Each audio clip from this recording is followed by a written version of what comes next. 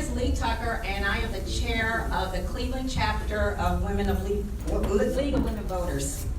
Welcome to the League of Women Voters 4th Ward 4 Council Candidate Forum. We are co-sponsoring this event along with Reclaim Ward 4, Concerned Citizens Community Council, Neighborhood Up, Alpha Phi Alpha, and Zeta Phi Beta. The League of Women Voters is a nonpartisan political organization, which means we do not support candidates or political parties. We encourage and we work to increase the understanding of major public policy issues. It is league policy to ask that no one display campaign buttons, signs, or literature other than the literature that's at the table within this room. So make sure that you take candidate literature on your way out. So I just want to go over a few housekeeping items. In fairness to the audience, candidates, and moderators, we ask the audience to observe the following rules. Turn off or mute all cell phones. Refrain from applauding or in other ways demonstrating support or non-support for a candidate. There's to be no taping of the forum by audience members. Unauthorized videos are not allowed, and all candidates will be required to adhere to strict timelines. We have timekeepers that's sitting up front. They will hold up signs to indicate how much time each of the candidates has, so just be cognizant of that. I'm one of the question screeners, and the other question screener is our planning committee chair, Michelle, and Adriana as well. We will all be collecting questions. So if you have questions, just raise your hand if you don't have any additional cards, and we'll collect them throughout. Questions that were asked in advance, they have already been given to the moderator, so don't think that because you submitted questions online that we are not cognizant of your questions, because we are. I'd like to thank the brothers of Alpha Phi Alpha for allowing us to use this facility for the event. A couple other items. On the slideshow that you'll see, there are 11 candidates that's listed. 2 of the candidates declined our RSVP, but in fairness to them, they're still council candidates. We also allowed anyone who didn't RSVP to submit a statement, so we didn't give any additional statements from the candidates. So all the candidates here are who you'll be hearing from. There will be no additional information. So let's just get started now. Thank you. I'm sorry. One more item of note before I introduce the moderators. Due to the number of candidates, all questions will not be asked of all candidates. We did run random number sampling, so one question might be asked of 3 candidates, it might be asked of 5 or 4 candidates. Now, if the audience has a direct question, that question may particularly be asked to one candidate, or if the audience wants us to ask it to all candidates, then that's when we'll ask all candidates. But other than that, due to time limits, we will not be able to ask all candidates all questions. Again, this is a forum, it's not a debate, so there is not back and forth between the candidates. You may want to respond to something that someone says, but unfortunately we don't have time for that. So just as an update to the audience, that's why it's not a debate. Our moderators are Chanel Elston and Erica Brown. Raise your hands, they're in the middle. They will take your questions that once we screen them, and then we will present them, and then they will ask the questions. Thank you.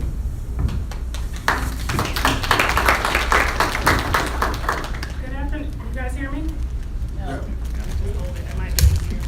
What about now? Yeah. All right. Good afternoon, everyone. As Lee stated, my name is Chanel Elston. I'm a member of the Greater Cleveland League of Women Voters, and I'm going to be one of the moderators for this evening. Good afternoon. And good afternoon, everyone. My name is Erica Brown. I'm a Ward 4 resident and also a member of Neighborhood Up. So we are going to review, before we get started with the questions, the forum rules, just so that everybody understands the expectations for today's forum. Each candidate will have 2 minutes for an opening statement and 2 minutes for a closing statement after a question and answer session. Time limits will be strictly enforced. Our timers, who are sitting up front, will give candidates a 30-second warning and a signal when your time has ended. We will give you an opportunity if you are in the middle of a thought to finish it, but you will not be able to start a new thought. So when the time ends, the time ends. Okay, and as we said earlier, the order of speaking is determined by drawing lots. So everyone might not get to answer every question, but in the beginning, the candidate who makes the first opening statement will then make the last closing statement. Only written questions will be accepted. Cards for writing questions, as we stated, will be distributed to the audience before and during the forum. Please write your questions down and provide them to the ushers so that they can provide them to the moderators. And candidates will have 1 minute to answer these questions. Screeners will review submitted questions in order to avoid duplication, to provide a diversity of questions, and to ensure readability, and to avoid inappropriate or irrelevant questions. Thank you. In order to maximize the time for candidates, as we stated, we will ask the audience to avoid expressions of support or opposition to any statement, any candidate. And again, to repeat what they said, this is a forum to hear and question the candidates. It has not been planned as a debate between opposing candidates. And now's the time to move into our opening statements. Again, the assistance of the timekeepers, each candidate will have 2 minutes for their opening statement. And we will start at this end of this table with Mr. Ikechukwu.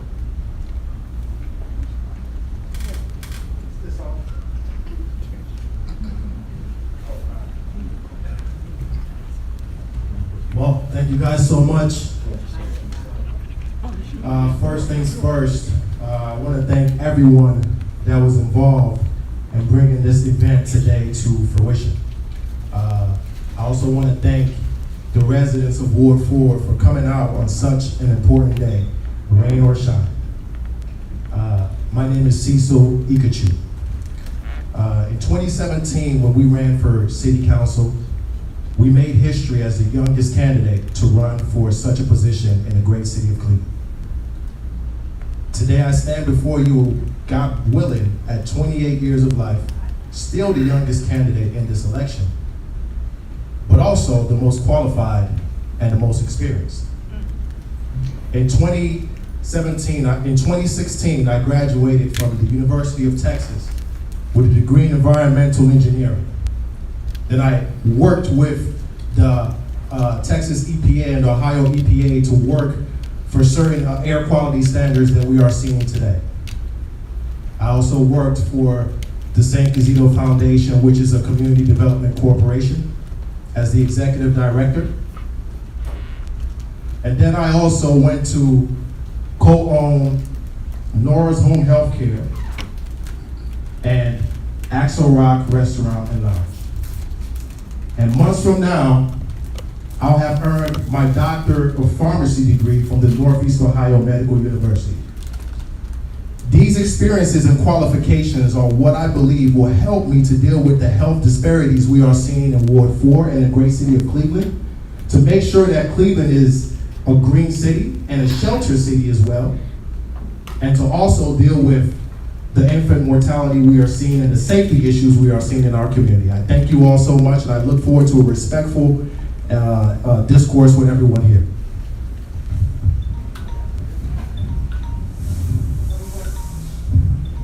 Ms. Evans? Good afternoon, everyone. I am Ashley R. Evans. I'm running for City Council, as you all know. I am a third-generation resident of Ward 4. Both sets of my grandparents bought homes here to raise their children. And fortunately, their grandchildren were also raised in this neighborhood. I am here because they set a foundation, and that foundation needs to be protected. So I look forward to being that council person that has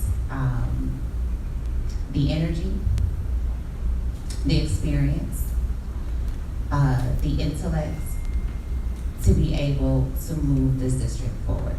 Thank you.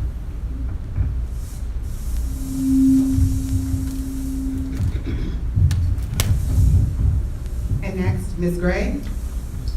Good afternoon, everyone. I am Precinct Councilwoman Deborah Gray. I have lived in Ward 4 for 25 years. I have raised my children here. I have bought my home here. I also was a Buckeye ambassador for Bertie Bell Carr. I also sat on the St. Louis Foundation for the RAT Committee Board. I also am a concerned citizen member and a block club president. I am only Democratic woman and proven Democrat on this ticket. I have been endorsed by the Cuyahoga Democratic Women Caucus and Stonewall Dems. I have a proven record to move this ward forward. Thank you.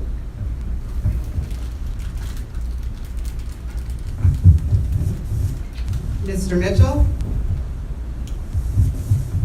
Good afternoon, everyone. First, I would like to thank the panel for extending the invitation for me to participate in this event today. My name is Roland Mitchell. I'm a lifelong Ward 4 resident. I've lived in the ward since I was school age.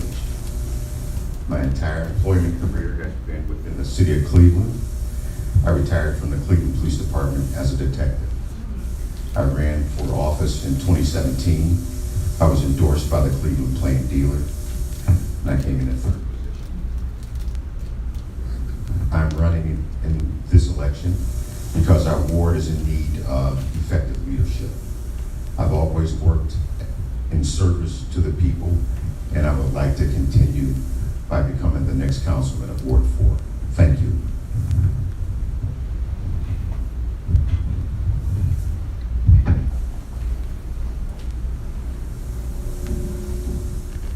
Mr. Shomo? Good afternoon. Thank y'all for attending and having this. My name is Mike Shomo. I'm a longtime resident of Ward 4. I've been in the Buckeye area. I've been here for a long time, and I'm running to build a better Ward 4, economically, socially, and physically. I want to build 272 new homes in here because on my street alone, there's 27 vacant lots. So I said there had to be 9 more streets like mine, and there's more than 9. So we need to build this up. I've got 40 years of management experience working for some of the largest service companies, Airmark, Crawford Compass, and Sodexo, which has 500,000 people, which has more employees than Cleveland itself have residents. We can get this done. I have a plan, and I'm the only candidate that has a detailed plan. And I don't expect people to listen to it now, but on my website that'll be up in 1st of August, you'll see everything that has been outlined on my literature that we can do. We have 75% pregnancy rate in our ward, which is hard in any place. Cleveland is 52 or 54%, and that should scare us, you know, because that's from 15 to 19 years old. That should really scare us. We have to do something to curb this. And I have the experience in political, and I have statewide, local, and government backing. So, you know, I'm there to get the job done. Thank you. Mr. Shern? Hello, everyone. My name is Mr. Shern. I'm a lifelong resident of Ward 4 as well. I'm not going to go into my educational background, and I'm an activist. I'm grassroots. I'm out in these streets. I'm part of an organization called the Peacemakers, where we go out and we make our community a decent and safe place to live. So I'm out there with the young men. I got a program where we worked with Mr. Knight, where we got young men off the street to teach them well. I'm talking about action. I'm also working with Hoops Up, Guns Down, working with the youth. Also, I believe a lot of times our citizens are tired of politicians giving them eloquent speeches with empty solutions. Our people are in dire need. Our people need to be resuscitated back to life. And I have an aggressive plan. And my slogan is to make Ward 4 safe again, because I had some personal experience with family members being gunned down. And there was no action taken with the public, the current administrations. And when we talk about relationships, we gotta be able to relate with the police. So we gotta build that relationship with the police so we can make our community safe. Then we can begin to talk about economics in our community. But right now, you can't have an economic development program when our children are hearing gunshots every day, people dying at an alarming rate. So we need somebody that's gonna take action and not just give you recommendations or what their qualifications are. Thank you, Mr. Sherman. Thank you. Mr. Snowden?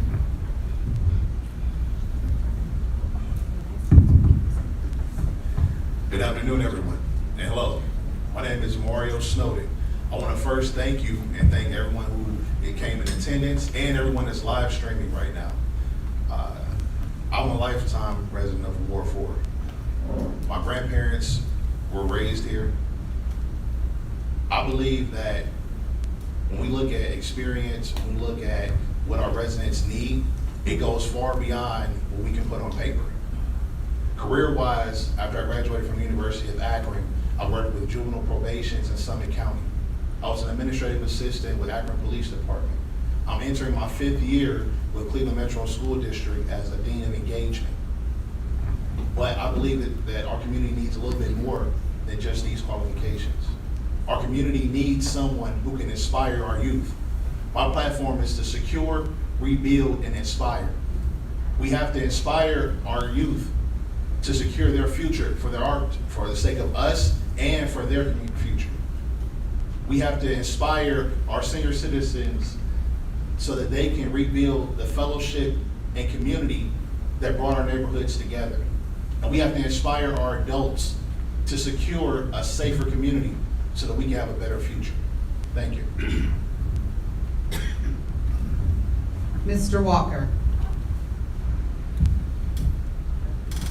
Hey everybody, this is so exciting to see that everybody is here exercising their democratic process to come out and vote. I was just telling Mario how exciting it is to have everybody, coming out and having this forum for us to see who's the best candidate to lead us forward.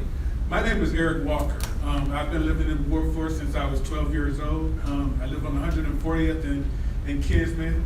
I've been living there. My big sister and she, along with my mother, bought a house there. And so in 2017, my mom passed away. And so I moved back into the house that I grew up in. Prior to that, I lived across the street from Dewey's coffee shop, which is now Bixby's. And I lived there for like 13 years. So I've been in the ward for a long time. I presently work for Cleveland Public Library. In September, I've been there for 27 years. I've worked there in government documents since 2008 now. And so I have been a long-time employee of Cleveland. I attended, I am a veteran of the United States Army Reserves. I've served 8 years, was deployed in 1992 under Clinton into Germany for Operation Joint Endeavor during the Bosnia conflict. I am a member of SEIU, where I currently serve as an executive board member there right now. I have been endorsed by SEIU as well as a Better Cleveland for All. I believe that in order to get our ward back and moving forward, that we're gonna have to do things just like this and exercise our power, making sure that we're registering voters and making sure that we're going out to vote, not just for candidates like this, but for congressional as well. So I thank you for coming out. I am very excited about this. Thank you, Mr. Walker. Mr. Willis?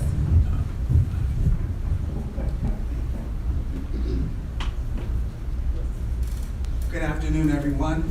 My name is Craig Willis, and first I'd like to thank everyone who's here today and all of you who put this together, this forum.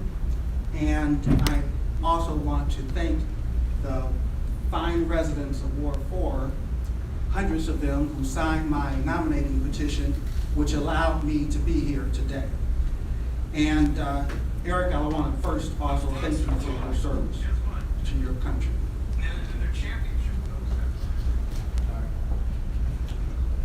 In the early 1960s, there was a program called Model Cities. Cleveland Now. My grandmother lived in the Buckeye neighborhood. My grandmother owned not one, but 2 houses. Model Cities came along, and they said, we gotta clean this area out. So they took her back house, where she lived, so then she moved to the front house. And then they came along and said, we gotta clean this neighborhood out. But before they decided to clean the neighborhood out, they decided to put in a new street.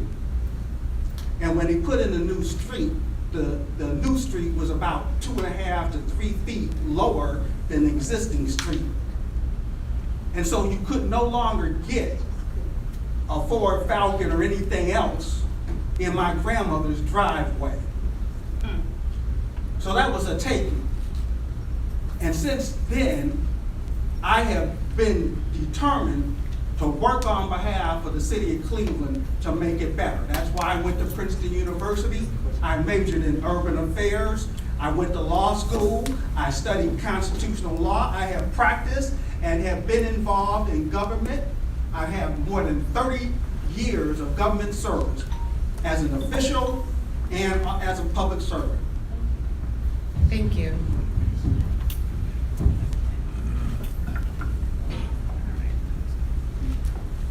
I just wanted to remind everyone, please silence your phones. Please silence your phones. And please keep in mind, regardless to if you are in support or opposition to anything that the candidates say, please keep your comments and remarks to yourself. So our next question is gonna go to all of the candidates. We're gonna start with Mr. Willis first. What is your opinion about councilpersons often naming their own replacements? You have 1 minute for this question.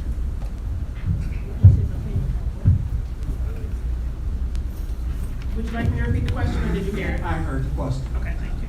That is a practice that Cleveland City Council has had, and the practice is that a member in good standing can nominate his or her replacement, and then the council normally accepts that.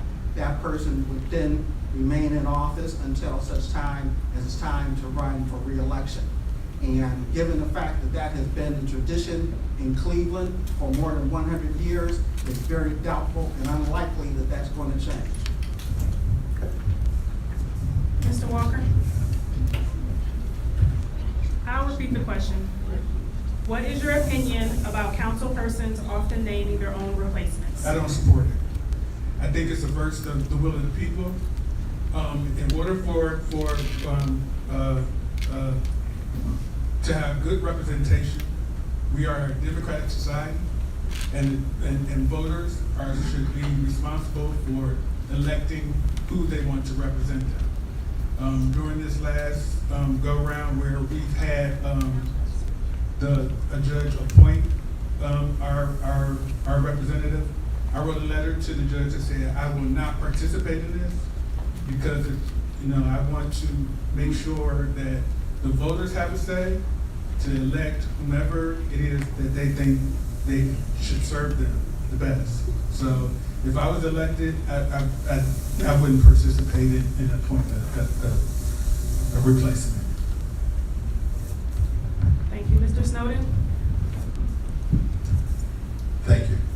I'm sure that you all know, and every candidate up here knows, the petition process we've had to go through, the primary process that we go through, and then into November, the election process. And this process ensures that, one, you have the support of the people.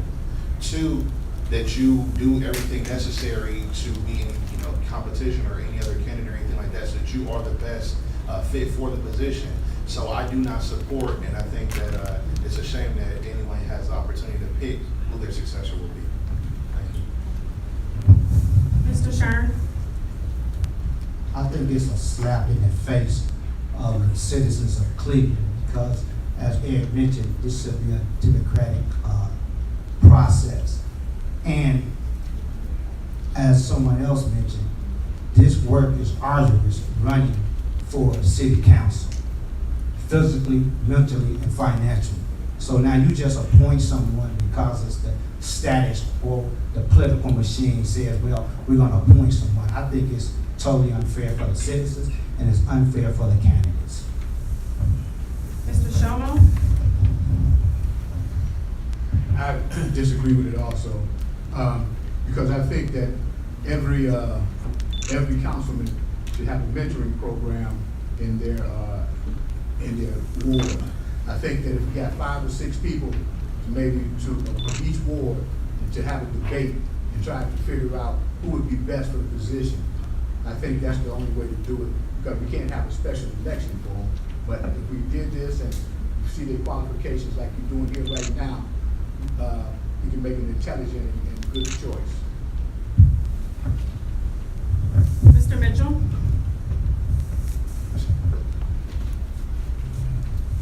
I don't support the practice. Depending on the length of time left on the candidate's term, I believe that council should refer back to the voters and replace a council person that's leaving abruptly with the next candidate that expressed the interest to run in the beginning. When you allow a council person to pick his own successor, it does avert the will of the people. And I would like to see a person that did express interest in the beginning of the process to be the replacement. Ms. Gray? Yes, first let me say this. Due to the situation that happened to Ward 4, and it's no blame of ours in Ward 4 and how they did the process, because we needed some representation in Ward 4, I did agree with that process because I also applied, because I have the ability and the experience and the know-how to do that position, so I applied as well. But moving forward, I believe in public comment.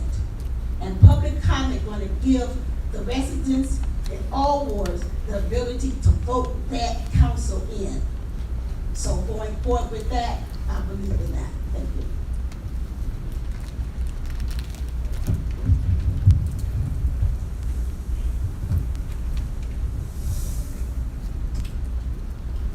The practice itself is concerning to me. We have seen it used in a couple of different ways around the city of Cleveland recently, and it has definitely become very questionable to me, as seemingly there is some other strategies behind often being able to appoint your successor. Ward 4 was in a very difficult situation where representation was necessary and needed. There were a lot of decisions that were being made throughout the city that were very important in a very urgent time.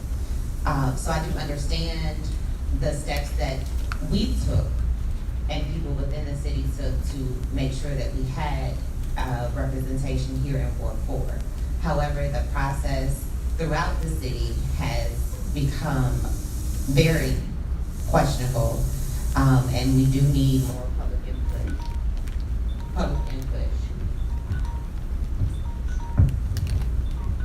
Mr. Ekachu? Did I pronounce that correctly? I'm trying here. I applaud you for trying. It's the thought that counts. What is it, just so I can correct it? It's Ekachu. Ekachu. You had it right. You had it right. Okay, thank you. Now, is that still counting into my minutes? Because I had to reply to that, right? No, you're Okay. First, I'd like to thank Ms. Gray for bringing up that thought. This is the importance of making sure that public comment is a possibility in Cleveland, because it prevents things like that from happening and gives residents the opportunity to speak up on issues such as these.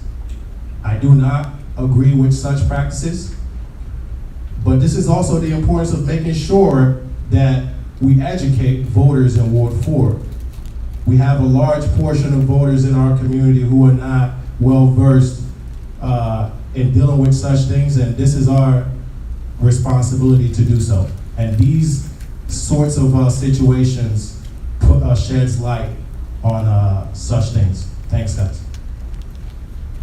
All right, so one of the questions that was submitted in advance, this one will only be directed towards certain candidates, was what led you to apply for the interim seat versus waiting for the election? We'll start with Mr. Ekachu. I did not apply for the interim seat. They reached out, and so I decided to participate because I believe it was important. But I did see there were over 18 applicants to that interim seat, which again brings back that thought of making sure that we have qualified individuals applying for such positions and making sure that our community is involved in these processes. Ms. Gray? What led me to apply for that position is because I've been boots on the ground in Ward 4 for over 25 years. I thought it was necessary for me to step up because all what I have already done is to help the residents to move ahead, as I have assisted with housing, with Burger Rail Car. I have helped with repair, get homeowners have their homes repaired. I had help with getting buildings torn down and street lights put up. So it was imperative for someone with my skill set and grassroots background to step up to provide this service for our Ward 4 residents. Thank you. Mr. Mitchell? I applied for the position. We needed a person in place that would address some of the concerns of the ward. Someone that could start the process of rebuilding of our infrastructure. We need the person in place that will help reestablish our community development corporation. We needed to identify the properties that were owned, the assets that were owned by the community development corporation. And we needed a head start on the next election cycle to get the proper tools in place so we could begin to rebuild our community and our ward. Mr. Shono?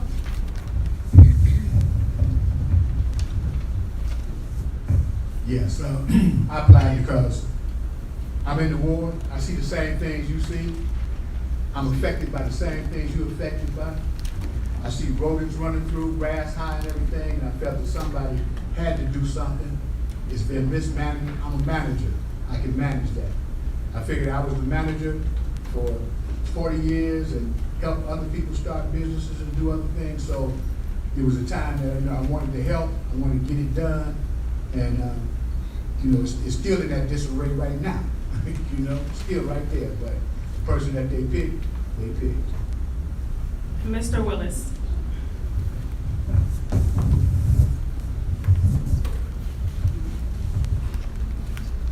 Had the situation been that the chief judge of the common pleas court, the presiding judge, was not over the process, I would not have applied. In other words, had the council person stepped down and it been a situation where city council would have chosen the successor, I would not have applied. Judges step down all the time from the municipal court, and guess what? The governor ends up appointing somebody. And that judge is never representative of this community. I applied because we need to have capable leadership in this community. And the problems are not going to wait. By the way, we don't have capable community in Ward 4 even to this day.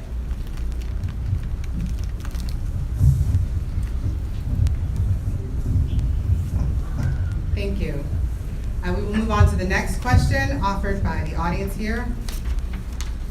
And we actually have two similar questions, so I'm going to combine them. So if you hear your question, you know that they're both being addressed. What is the highest priority facing Ward 4, and what can you do to help with that? And what progress will you make towards this priority? And we will start with Ms. Evans.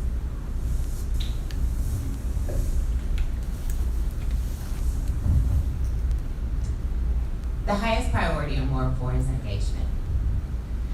For far too long, most Ward 4 residents have not had access to their representation. Their voices have not been heard. They have not been encouraged to use those voices. We work for people, and so at this point, we need the encouragement, the infrastructure, the work to continue to encourage people to raise their voices and identify their needs and be the center of this community. Thank you. Next, I'd like to put the same question to Mr. Shern. What is the highest priority for the advancement of Ward 4? What can you do to accomplish progress towards this priority? I think the highest priority, which is kind of intertwined, is poverty. Because poverty leads to lack of economic opportunity, failed school system, poor housing, and it creates criminal elements, which we see in our communities today. So I think it's poverty. Thank you. I'd like to pose the same question to Mr. Snowden. Thank you. So I think that there are a multitude of issues that are important for us to address. But I think that one of the major issues is inspiring our citizens, inspiring our youth and giving them an opportunity to see what future is possible, inspiring our residents that are out of work to get the will to go back to work. A lot of our residents have gone through abuse at work or have gone through different things coming out of this pandemic, and they need to be inspired again and be given the tools. So I think it's inspiration. And then finally, Mr. Walker. So the highest priority for me in this ward is poverty. According to the Center for Community Solutions, about 60% of our ward is near or in poverty. That affects a lot of things. It affects crime. Crime and poverty are connected. If we're going to start talking about dealing with crime, we must start talking about dealing with poverty. That's one essential thing we in the mayoral race. I want to hear them talk about what they're going to do about poverty. We discovered during this pandemic that the essential people that were needed, we gave them kudos and said, we need you. But the minimum wage, the federal minimum wage is at $7.25 an hour. We got to do poverty. Thank you. This next question will be directed towards Mr. Willis first, and it is, if you are not elected, how will you still remain involved in the community? I am going to be elected, so that question is irrelevant. Next, we'll go to Mr. Walker.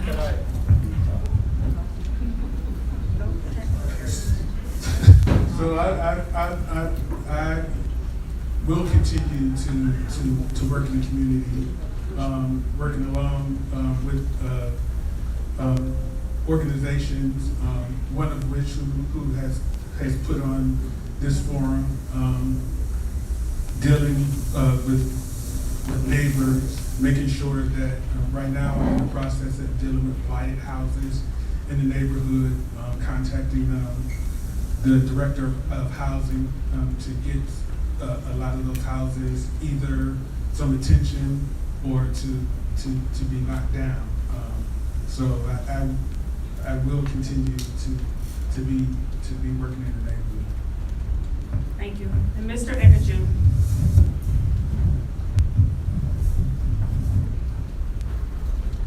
Thank you. First, I also want to address the issue earlier about safety, if that's okay. Great. Safety, I think, is the most important issue we have to deal with in our community. When I'm knocking on doors and I'm hearing people, mothers crying, they've lost children. These are the things that we have to make sure are put to rest once and for all. So safety to me is the most important issue. And dealing with Shaker Square, making sure that Shaker Square is back to what it used to be.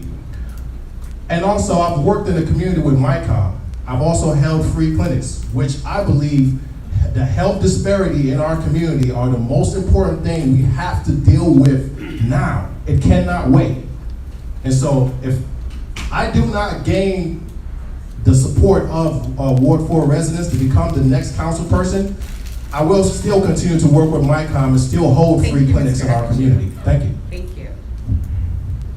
All right, I'm going to issue one more friendly reminder to the audience that this is a forum where we're asking questions and getting responses from the candidate members. This is not an opportunity to express opposition to a statement or support for a statement. And so that's with words, with clapping, with gestures, or with sounds. Will we please refrain from that? Thank you so much. All right, I'm going to go into the next question that came from our audience today.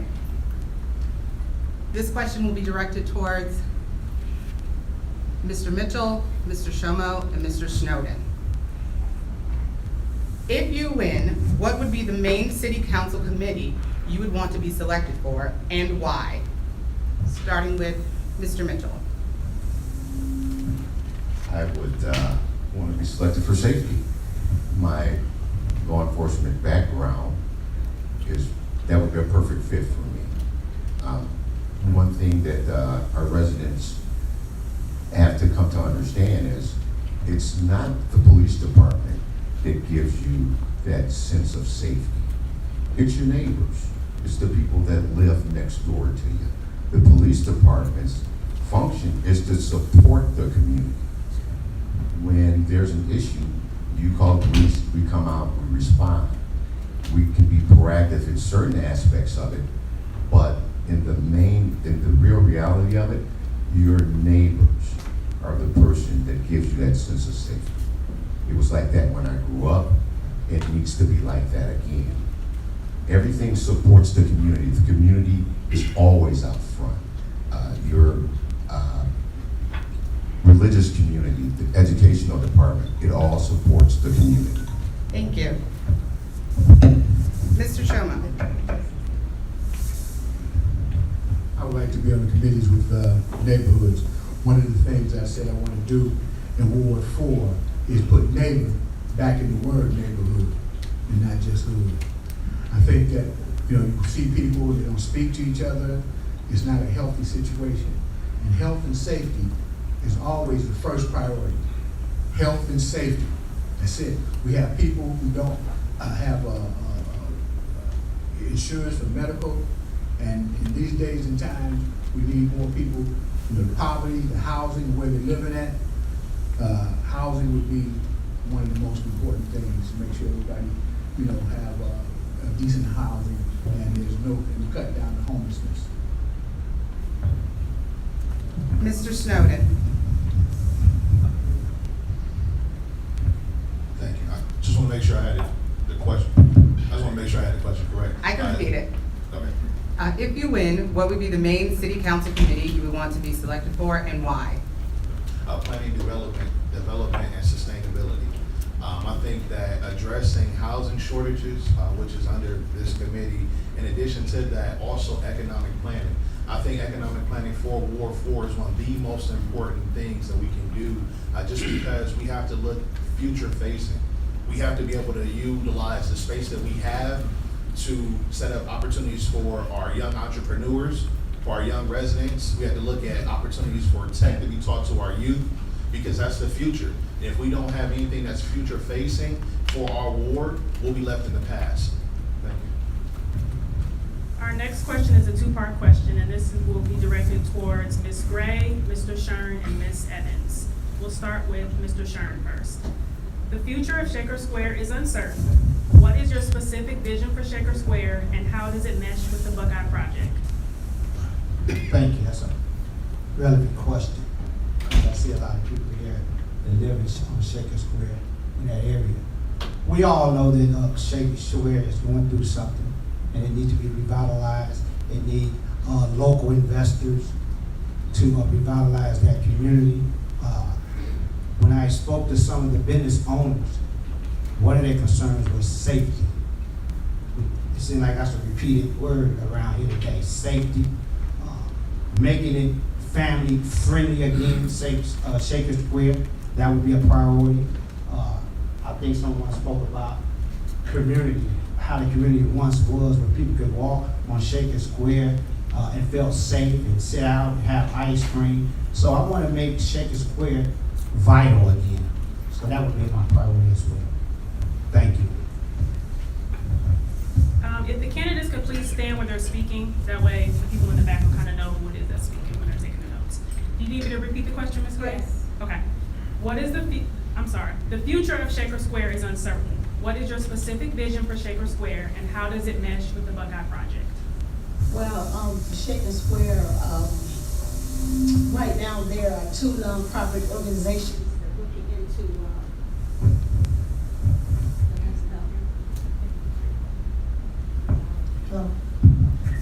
right now there's two nonprofit organizations that are looking into purchase Shaker Square.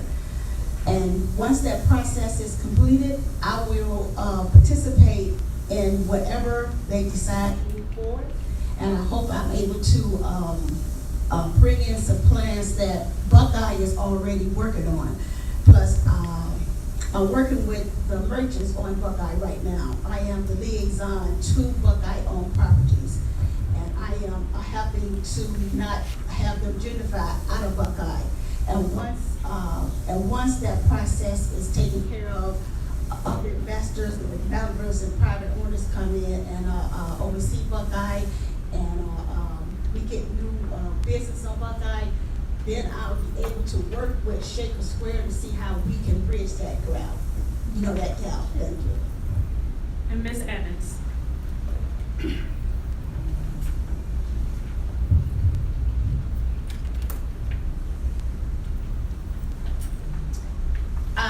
So there are people working on Shaker Square right now. One of the solutions that I do support is a public-private partnership. So that would require public investment as well as partnership with a nonprofit to be able to secure donors, individual donors from the community. So what that would do was make sure that Shaker Square gets the investment that's necessary to update what's needed, and as well make sure that we have the ability to have public say-so in the project. Connecting that with Buckeye is essential. We are all one neighborhood, and one of the big issues that I do believe from being in the community is that Buckeye residents need to make sure that they are heard in the process of revitalization. They also need to make sure they're heard in the process with Shaker Square. Thank you. The next question from our audience will be directed towards Mr. Ekachu, Mr. Shomo, Mr. Walker, Ms. Evans, and Mr. Mitchell. If elected, how will you stay in touch with all constituents of Ward 4 on a regular basis? These tables make me feel taller than I am. But, these knees happen from walking too much. But one of the biggest things I also want to address, or the question you asked earlier, how we would support Shaker Square. Before I decided to run for city council, I talked to neighbors, and then I went to talk to business owners on the square. Biggest thing we need to take care of is the safety issues that we are seeing starting to trickle into Shaker Square. We also need to support another individual I support is Brandon Krostowski. I had conversations with him. We need to make sure that we line up our Shaker Square with cameras, and also make sure we have foot patrol on Shaker Square. Now, going back to the question that you asked, could you repeat that for me, because I forgot? How would you stay in touch with all constituents of Ward 4 on a regular basis? Right. And one of the ways that I've used throughout this process was knocking on doors through social media. It's a tool that we must use, and we have the resources to do that now. Thank you. Next. Well, we can go in order, so you don't have to run across the tables. Thank you. We'll go with Ms. Evans next. Oh, thank you. Would you like me to repeat the question, Ms. Evans? One more time. Okay. If elected, how will you stay in touch with all constituents of Ward 4 on a regular basis? If elected? If elected? Yes. Oh, okay. Well, for the past couple of years, I have really been working very hard to stay very focused locally and create relationships with local residents. That will continue. We do have to use methods of connecting with residents that meet the residents where they are. So that will require a lot of groundwork. We would like to be able to use social media, and those electronic options will be available. But the truth of the matter is relationships, one-on-one, person-to-person contact is still required during this board. So I will continue to do that. If that's even recruiting people or having people within the administration that just continues to, I will do that personally and have other people continue to do that to encourage more participation. Thank you. Mr. Mitchell?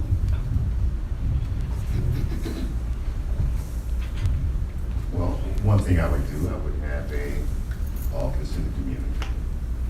The community and the residents will have access. I would have a written time when the office would be occupied. And this is 2021, we have social media. We would have a newsletter. I would have a community website that I would set up. And the biggest thing that our residents need is information.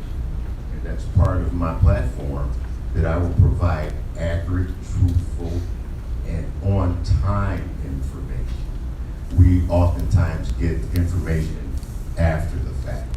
We need the information beforehand so we can make the appropriate steps, and measure if we need to make any type of adjustments. But a community office, very easy to do, and a lot of council people have a community office. Thank you. Mr. Shono? I'm in the ward every day. My wife and I opened up a bakery on 123rd and 4th. We've been here. My brother, I brought him in. He was the one that started Zanzibar. Chef Tony, that's my youngest brother. He has a restaurant on 139th and Kinsman, a barbecue restaurant, and I'm in the community. We'll have all the communications tools there. We'll have a website. We'll have people. I have an open door process. You can come in and talk to me at any time. I'm in the bakery every day. Thank you. And finally, Mr. Walker. Would you like me to repeat the question? No. Okay. So, how would I keep in touch? Ward meetings! We need ward meetings. When was the last time we had a ward meeting? Ward meetings monthly. So if I'm elected, I can talk to you all. That's the best way to get information out, as well as a newsletter that promotes what's going on in the ward, what's going on in the state, what's going on in the country. Not about me, not pictures of me doing stuff throughout the ward, but a newsletter that has substance to it, as well as get people in here that set this thing up and get the council with them so we can reach each part of the ward, so we can reach Shaker Square, so we can reach Mount Pleasant, so we can reach Buckeye. That's my plan. Thank you. Our next question will be directed to Mr. Willis, Mr. Snowden, Mr. Shern, and Ms. Gray. What do you need from the citizens of Ward 4 to help you be a successful council person? And we'll start with Mr. Willis.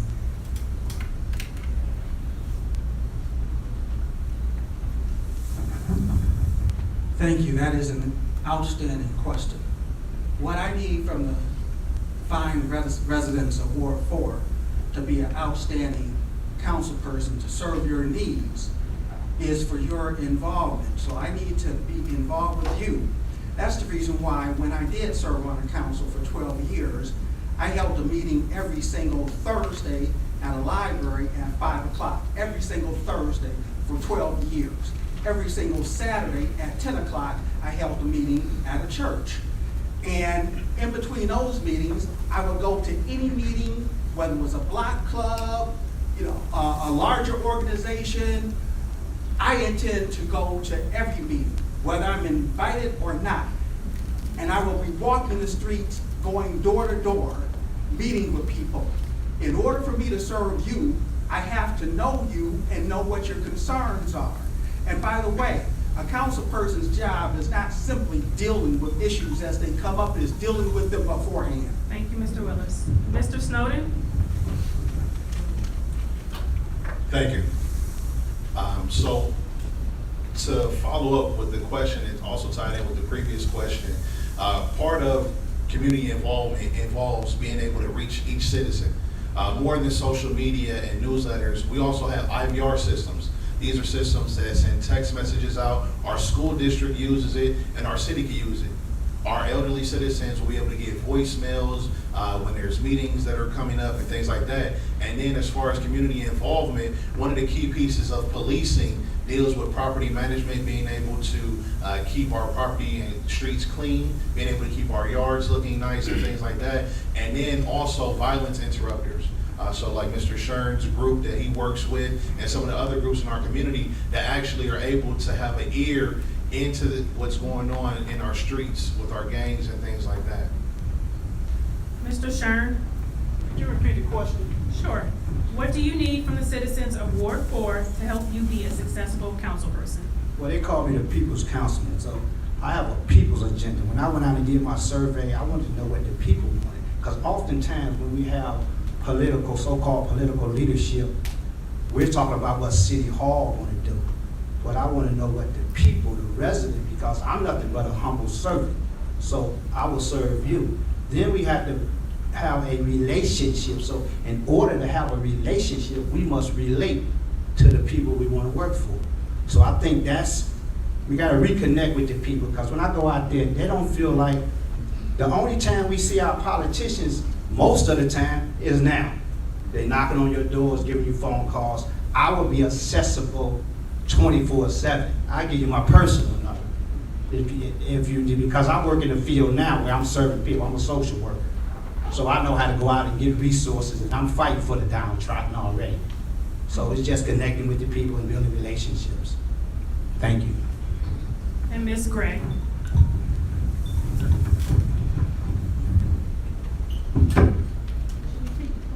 Sure. What do you need from the citizens of Ward 4 to help you be a successful council person? What I need from the citizens of Ward 4 is civic participation. That's what I would need, for them to understand that I'm here to listen to their concerns and learn what they need. For me, myself, I've been boots on the ground for the last 25 years or more. And I go out knocking on the doors, just having long-term conversations with the residents in Ward 4. So I will have community meetings.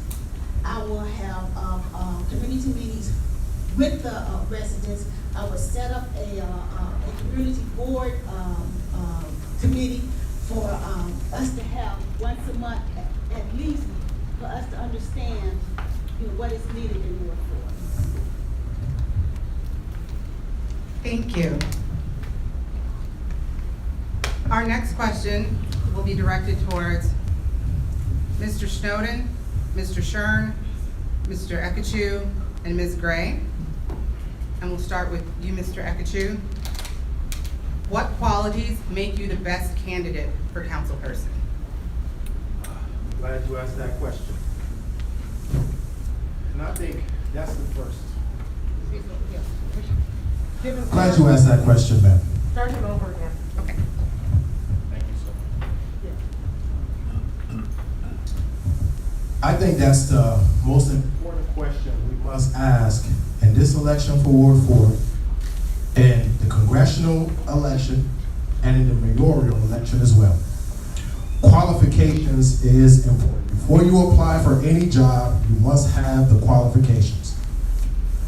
My background in environmental engineering helps me to take care of the climate issues we are seeing, and not just the city of Cleveland, but in Ward 4 as well. We are always affected when air quality is an issue. My background as a doctor of pharmacy from Northeast Ohio Medical University will help me to take care of the health disparities we are seeing and will continue to see in this community, and also take care of the infant mortality rates that we are seeing in Cuyahoga County. My background with working with MyCom to reach our youth will help me to get our youth to be involved in our civic environment in this community. Thank you. Next, Ms. Gray. Did you need me to repeat the question? Yes. Okay. What qualities make you the best candidate for councilperson? What qualities make me the best for a council person is because I live in Ward 4 and I'm a resident first. And I engage with the residents in the ward to listen and to understand what they need. I have been a committed block watcher on my street alone. I'm a precinct committee woman, and I have been out here doing the work already.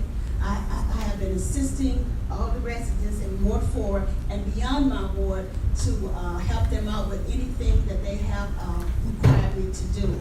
I also have a business degree in business, and I can assist the residents who need to move forward to understand how to work in business as well.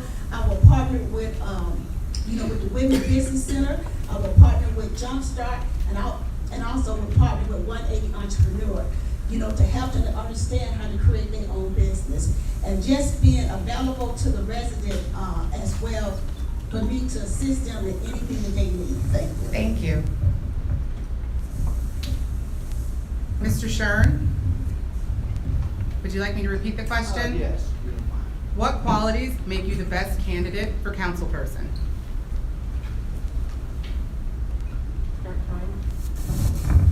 We have a lot of people that's education, but education don't create results. We've got 401 years of disparity. One thing you'll get from me, I'm not gonna come along just to get along when I'm elected. We got people at the table now, but we're not eating at the table. So if I get at the table, I'm just not gonna be there for the presence, for a position. We need resources in our community, and you need somebody that's gonna go downtown and say, hey, we need an urban development program. We need an agenda, and we need those resources, because oftentimes we equate our issues because it's property.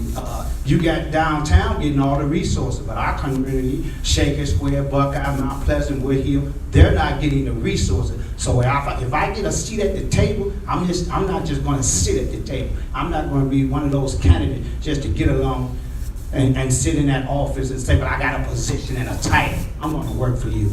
Thank you. Mr. Snowden, did you need the question repeated? Yes, please. What qualities make you the best candidate for councilperson? Okay. So, one, I'm a servant. I'm a servant of the people. I'm a dean of engagement with CMSD, and I serve my students, I serve my community, and I serve the parents with wraparound services. One of the things that we need to do is have a vision for our future. We don't have a vision, which includes funding programs like our Youth Opportunities Unlimited, like programs like Cleveland Youth Landscaping, which teaches landscaping skills to our teen youngsters and gives them the entrepreneurial skills that they need to be able to fend them for themselves and start their own businesses. In addition to that, I have a vision for office spaces, a vision for housing, a vision for green spaces for our community, things that our community desperately needs. Thank you. Thank you. So we have come to our final question before we allow the candidates to provide their closing statements. We're going to start at this end, and all the candidates will have an opportunity to answer this question. For some years, Ward 4 has not been seen as a major player at City Hall. If you win, how will you engage with the new mayor and council to build support for Ward 4 neighborhoods? Yes, we'll start with Mr. Eckert. Thank you for that question, and I think it also points back to the comments made by Mr. Sherk. We say education doesn't help you to do the work on the ground. You don't wake up to learn how to write a grant, to talk to form relationships with individuals. That is what gets the job done. Forming relationships, and it takes you going through the process of education to learn to do those things, which our community needs.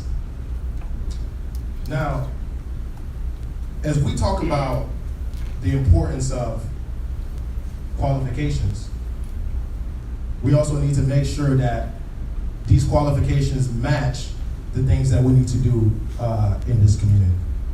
I lost track of the question, but I wanted to make that statement. Thank you. Ms. Evans, do you need me to repeat the question? It was to engage with the mayor and the rest of the city council. Correct.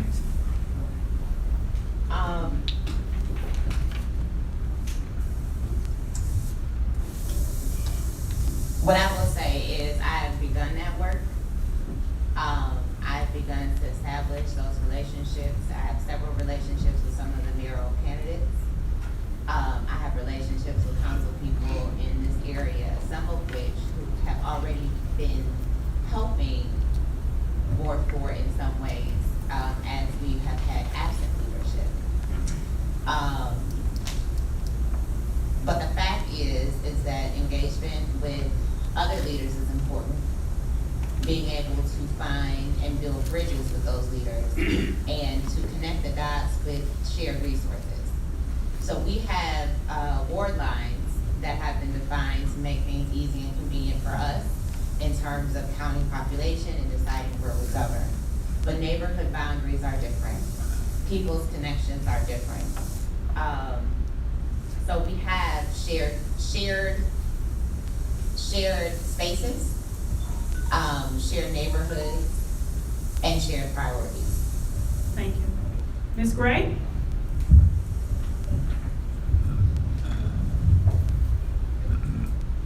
Well, for myself, since I am already a precinct person in my ward, which is precinct 4F, I have already been engaging with the council people, and also when they had council meetings downtown every Monday, I was there, listening in on what was going in all wards.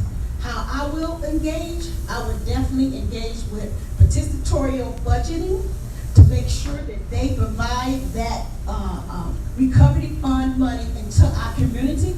I will engage with Citizens for Safe Community as well to make sure that they come in and help us provide, to reduce crime, and also I will make sure that they provide us with meetings for us to understand what we need to do in Ward 4. So that's how I will engage with the council and the new mayor to make sure that they do the, due diligence in Ward 4.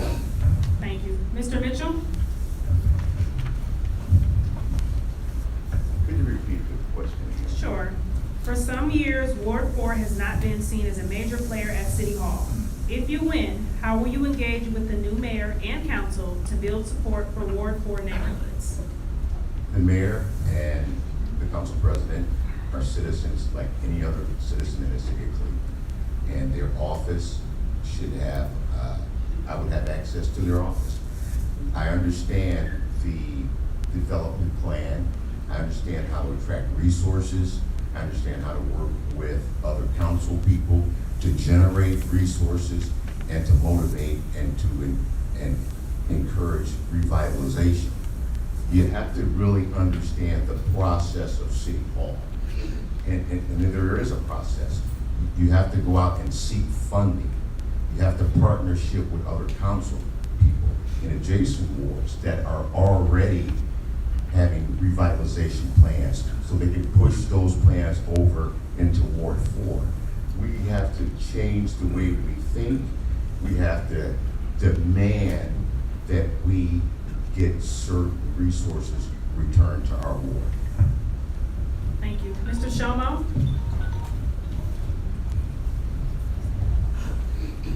I'm already in contact with most of the employees, the candidates that are working for the whole city, trying to get everything together. I have a show, I do a show every Monday night with co-hosts. I'm a co-host of a Zoom show, Robert Vaughn's Let's Talk. And each one of those, except for two, have been on our show. We understand each other, we talk to each other, they have my numbers, I talk to them, they know what I want to do. They want to know what I want to do in Ward 4, and they, they figure that if we get this, if I'm elected, that they already know my plan. They already know that I'm not going to let them build that $212 million bridge over to Cleveland Stadium without us getting jobs or part of that money. And Mr. Sherman? That's a great question. One, no man is an island, so I would definitely collaborate with the present city council and the incoming mayor to set up an agenda that's effective for the people. What do I mean? We talk about urban development, so we need to, how they got it set up now, the wards, each individual wards get so much money. We need to build a pact where we can actually have a revitalization program. So we need the mayor, we need the city council, so that we can get 5 or 6 city council members and the mayor on board, and I believe we can have effective relationships. Because right now you got each individual ward, and they're receiving so much allotted money. We need a pact that's going to create an urban development program, and that's what I would do when I'm elected, November the 2nd. Mr. Snowden?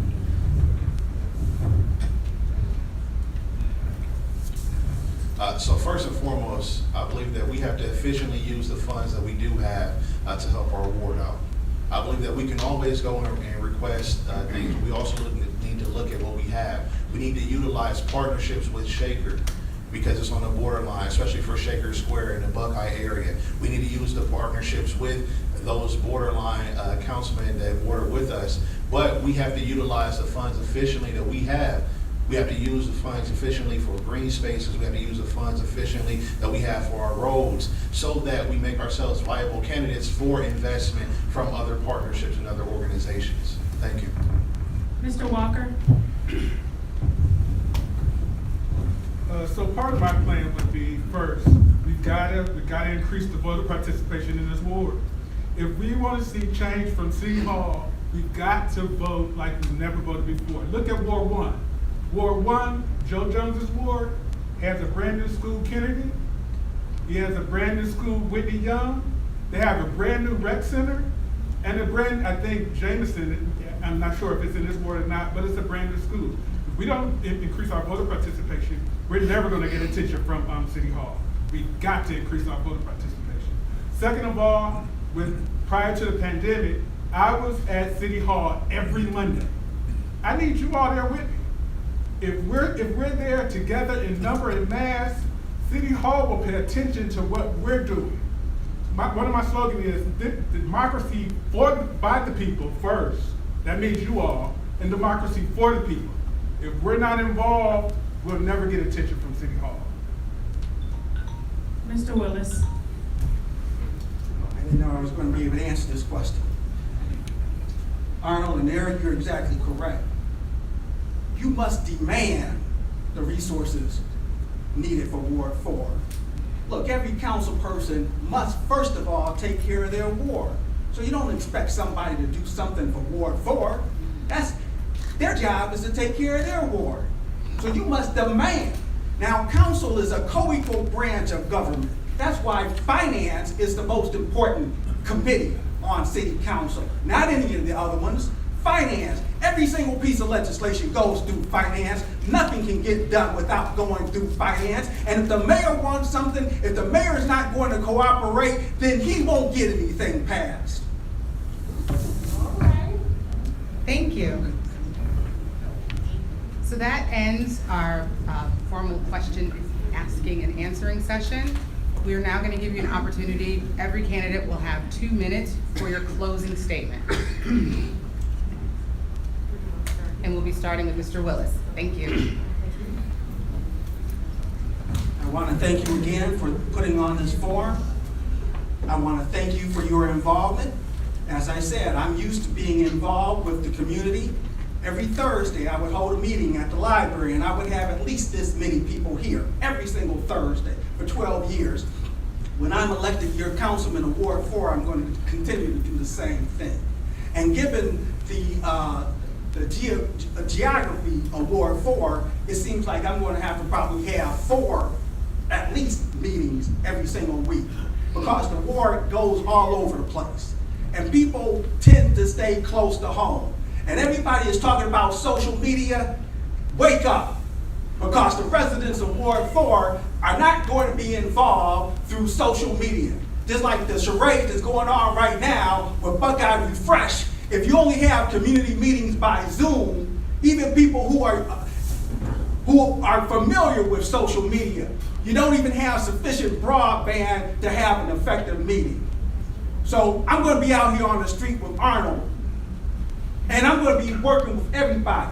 You have some very good candidates that are here today, and you should be proud of each and every one of them. When I'm elected to Ward 4, I look forward to working with all of you. Thank you.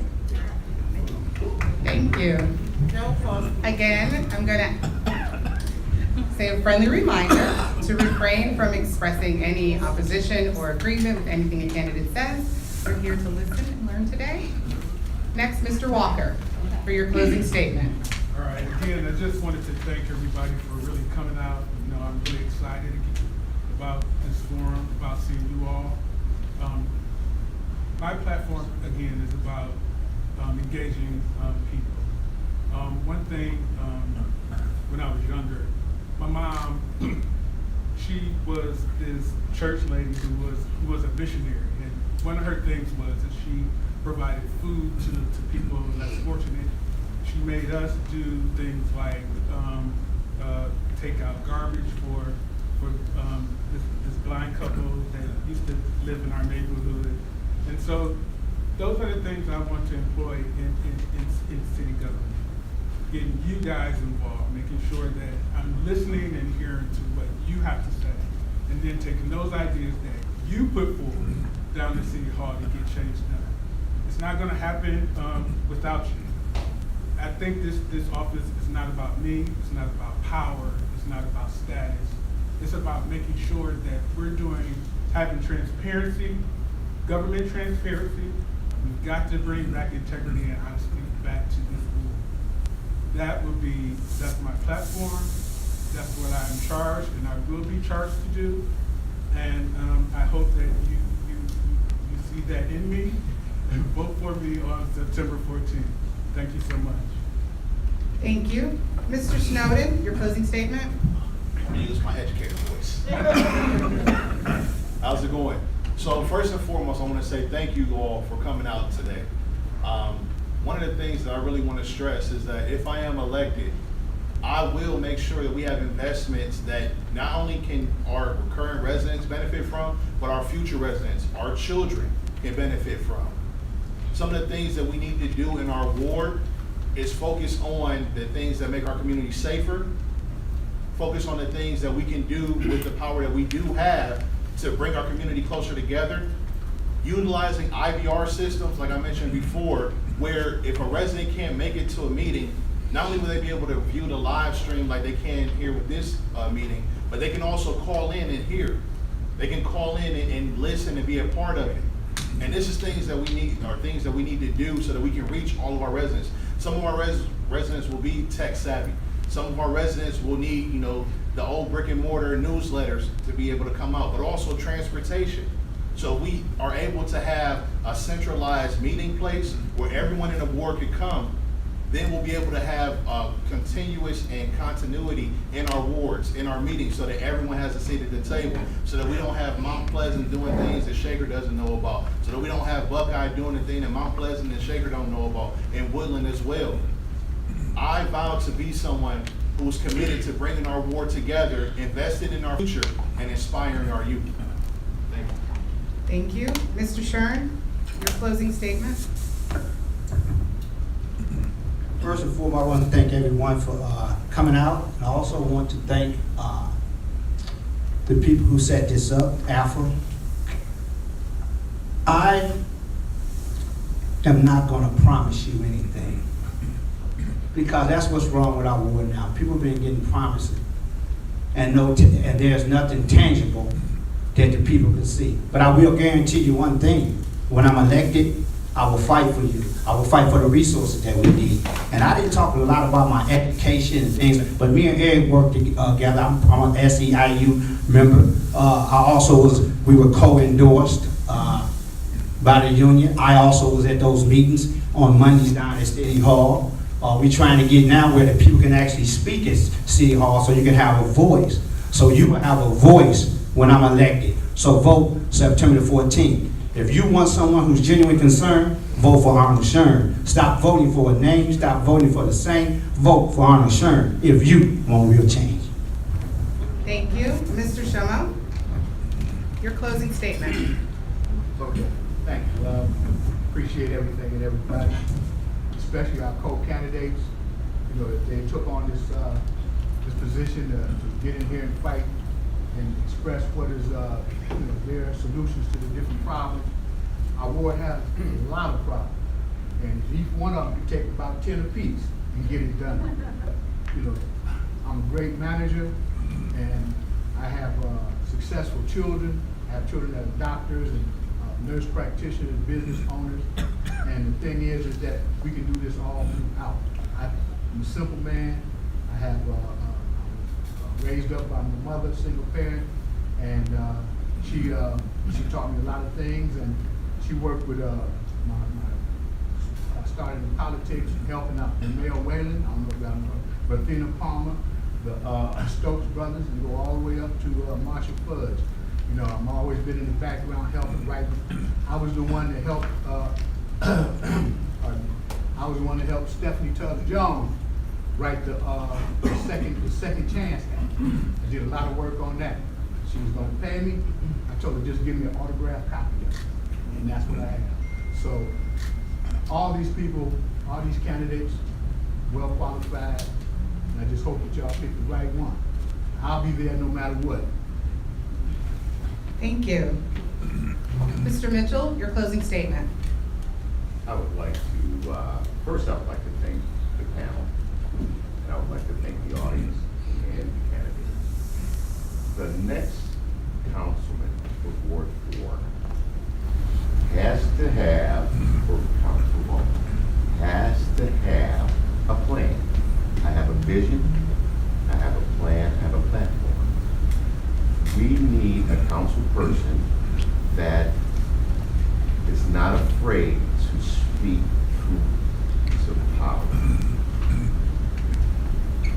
I'm retired. I have a vision for Ward 4. I would like to reestablish our community development corporation. I would like to establish workshops and programs for our rec centers. Our rec centers are like the hub of the community. We need to create pathways for success for our young people. We have to stop feeding the court system, the criminal justice system, and more importantly, the medical examiner office. I can be that conduit between the community and the police department. I support police reform. It can only improve the relationship between the community and the police department. I'm a lifetime Ward 4 resident. It has been very instrumental in my life. It has allowed me to achieve some things that I never thought I would. I'm not a highly educated person, but it taught me responsibility, determination, and how to make good choices. And we need that example in our next council person. Thank you. Ms. Gray, your closing statement. Hi, I want to thank everybody for coming. And I want to say one thing first. Civil participation is vital to our democracy. The people in Ward 4 and all over already have the power. We just know how to utilize it. For myself, being a precinct committee person, in my ward, we have already worked with the city of Cleveland, tearing down buildings, work with traffic, putting up street lights, and also working with Bell Park, repairing homes, and putting roofs on people's houses as well. Also, engaging with the youth, finding them jobs in our community. But we also need to understand that I am the proven candidate because I'm already doing the work, and I will continue to do the work for the residents in Ward 4. Give you a slight example. The other morning, a resident came to me and said, "Ms. Gray, my gas is going to shut off. How can you help me?" Of course, I'm not going to pay the bill. First thing. Secondly, how do you want me to help you? Well, I need to get on heat. I'll pick you up at 7 o'clock in the morning, take you down to the Asia Plaza, to Cleveland Housing Network. I took him there, he signed up for heat, took him back home. I'm not gonna do that often, but he was desperate for help. So stepping out of my box and what I have been doing for years, boots on the ground, helping everyone, that's what I do. Also, going forward, we need to have a new direction with a new councilwoman in the seat. We don't need to keep on having men in the seat that have not brought us to the point, where we need to be. So I'm looking forward for your vote so I can become your first councilwoman in Ward 4. Thank you. Thank you. Ms. Evans, your closing statement.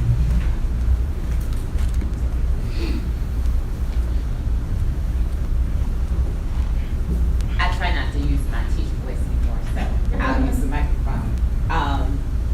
But I want to first of all just say thank you. Thank you to everybody in the room. Thank you to all of our hosts. Thank you to everybody watching. I just really want to express how honored I am to be here today, even to have made it this far, and how much of a responsibility that is in itself. So please know that I take this opportunity, I take the idea of being your city council person very seriously.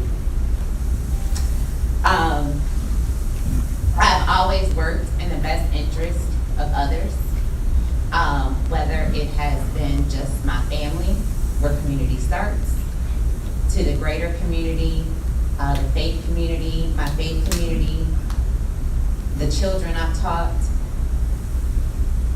I will continue to do that as council person. I ask each and every one of you to take a survey of the land as it is now. Look at each and every one of these candidates and determine what they are doing, where they are. And I'm sure you can make a good assessment as to what they will look like in office. I am asking everybody for their vote. First of all, in this primary election coming up on September 14th. And just once again, I want to say thank you. Thank you. Mr. Ekachu, your closing statement.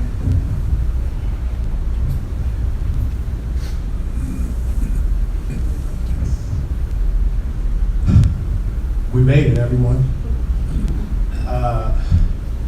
First, I'd like to thank all the residents who showed up here today. It brings me great joy just to see everyone here today truly caring for the direction our community will be headed. I also want to thank everyone that's online watching. And I also want to thank everyone that's been involved in bringing this day to fruition. I really thank you all. I hope everyone who came to this event today or are watching left this event knowing who the right candidate is. Again, my name is Cecil Ikachu. I've been in this community since I was 8 years old. I believe I am the only qualified and experienced candidate to lead Ward 4 into the future. A future where health disparities are addressed, infant mortality is addressed, safety is addressed, and youth engagement is addressed. But we cannot have youth engagement without youth representation. Remember that. So I ask you, as you go out to vote, remember these words and vote Cecil Ikachu. To the residents in Larchmere, to the residents on Union Avenue on fixed income, worried about the future of this community, I tell you, change is on the way. Change is on the way. Change is on the way. Thank you. Thank you.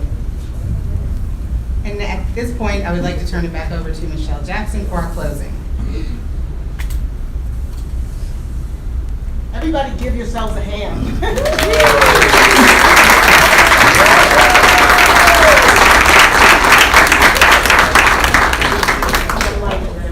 Engagement is, we've heard this from everybody on here, engagement, that you all came out during COVID to learn more about people asking for your vote is really a tremendous thing.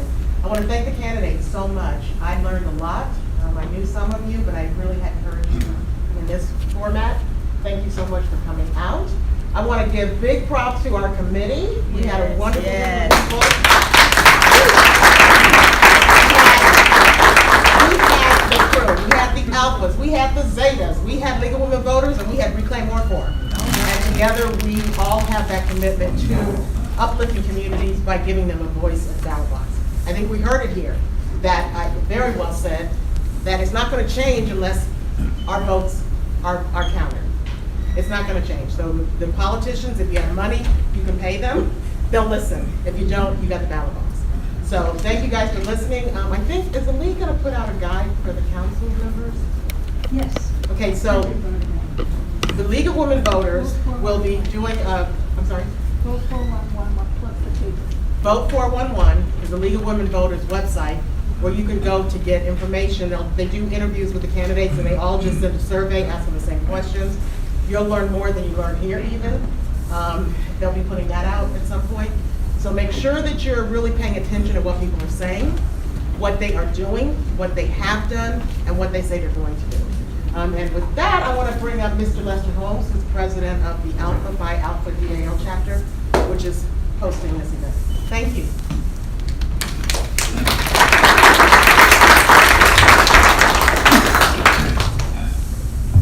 On behalf of the, well, first of all, I want the brothers, all the standing brothers Alpha Alpha who are here today to help us out with everything. So I wanted to give them a round of applause. And thank you brothers for their support as we all work together to put on this event. So welcome to our building. We've been in this community now for about 4 years, 5 years with the building open. And we are here to serve the community. This is just one facet of the way that we do serve. While everyone is here, I am proud to announce that last month we began our food pantry. So every first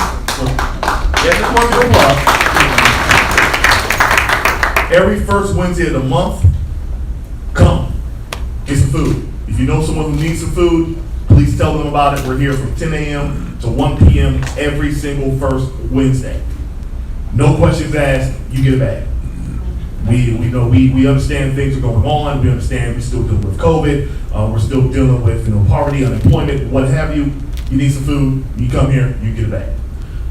Again, I just want to thank the committee for putting this great event together, and also thank the candidates. Good luck to you all, and Cleveland needs you.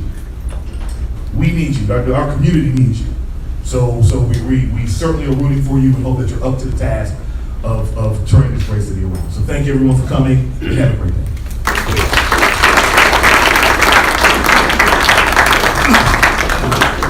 One thing I forgot to mention, there's candidate literature on the back table, so please feel free to pick up something.